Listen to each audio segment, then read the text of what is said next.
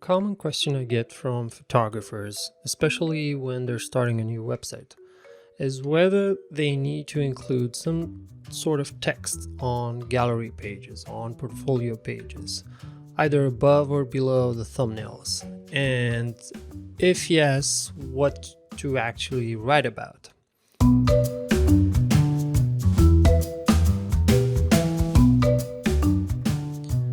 The answer to the first question is a strong yes. I think that each gallery on your photography website should ideally have a description at the top above the thumbnails explaining what the images are all about.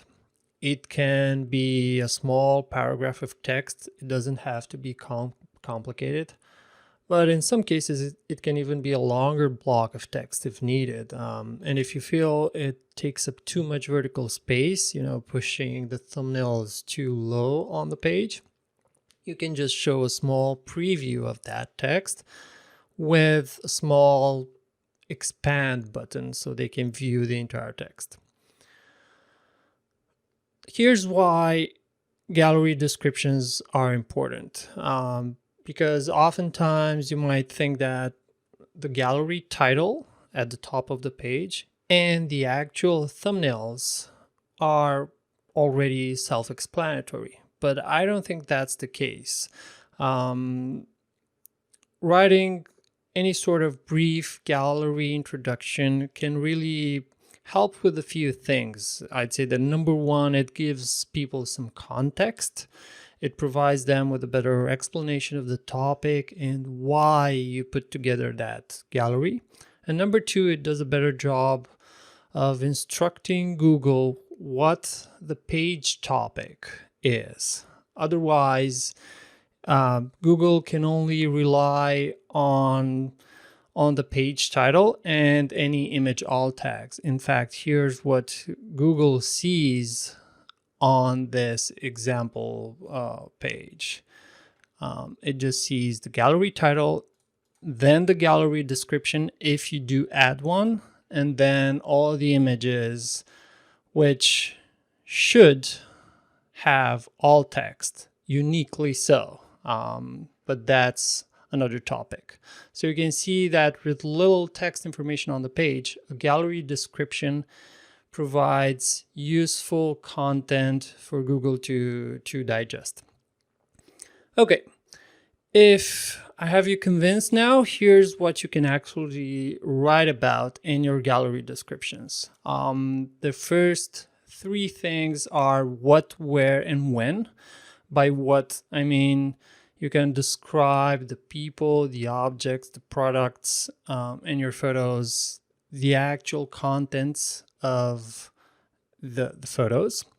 By where, I mean the locations that the photos are referring to, the city, the neighborhood, the country, the island, whatever the location is depicted in your photos. And by when, I mean the year, the season, the date, maybe the time of day, where applicable. What else you can write about is personal experience. So talk about why you took those photos, any problems you had in the process, obstacles you overcame, things like that. You could also include some sort of storytelling if you have experience with writing. You can do more research on Google, Wikipedia, blog posts, and just try to find interesting facts about your subject matter. You can also include scientific names, especially if you're including photos of plants and animals, and also write about abstract meanings. This kind of depends on the type of photography that you do. Let's look at just a few examples of descriptions on gallery pages, just so you can see what I mean. Here we have just a very simple travel portfolio page out of 3 other specialties on this website, and it's just a simple example that doesn't have to be complicated. You can pause this at any point to read the whole text, but it's basically nothing fancy. It doesn't include dates or locations or anything specific. It's just an enthusiastic description about travel photography in general, and it tries to invite you along the way. Here's another example from a stock photographer, and this paragraph of text here provides a lot more content and kind of acts like a short bio for the photographer. And I give this example bonus points because it includes a link to the contact page. It basically encourages viewers to get in touch with him if they're looking for a photographer that fits this specialty. This is a more comprehensive example. This website has a ton of beautiful portfolios, and the descriptions here are more abstract explanations of the gallery. They basically act like mini blog posts. The lines etched into the hands of an 80-year-old woman can be traced like roads on the map of her life. It's really interesting storytelling and writing. If you can do that, all the better. This is an example that I like because it's more technical. This photographer shot the building process of a highway in the Northwest Territories in Canada, and I know for a fact that this gallery page actually helped her rank in the #1 position in Google for the name of this highway, just because it was so early in the process when it was published. And if you pause and read through this description, you can see just a more comprehensive explanation of this project. It contains a lot of SEO-friendly details, and it also has a link to a dedicated blog post on the same topic, and also a link to the contact page at the end. It's on the longer side, but it makes sense for a project portfolio page like this. This photographer, Claire Thomas, has some really interesting projects, but they're still kind of portfolios, and they include a full width image at the top, and then a really interesting immersive story about the subject of this page, kind of drawing people in. You can pause to read it all, but it's a really interesting example of what you can write about on portfolio pages.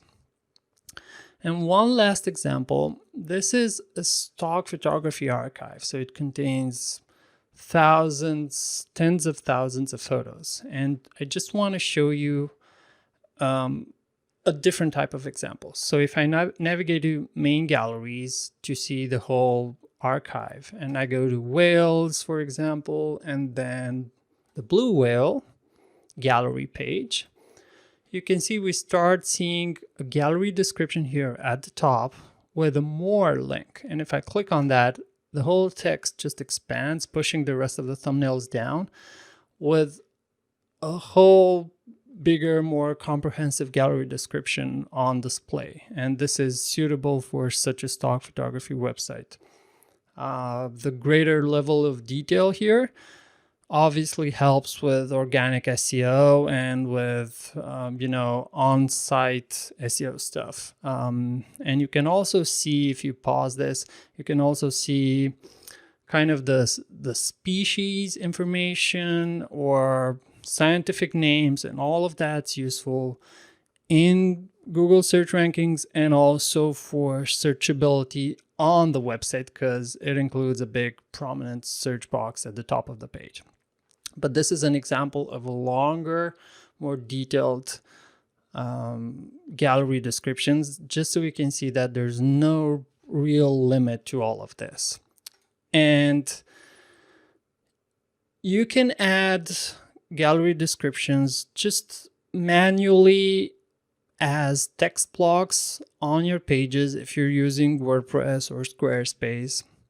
Or if you're using kind of a dedicated photo management platform, like Photo Shelter, here's how that looks like in the admin area. I'm in this exact same Blue Whale gallery, and there's a description field here, and you can expand that to customize the description.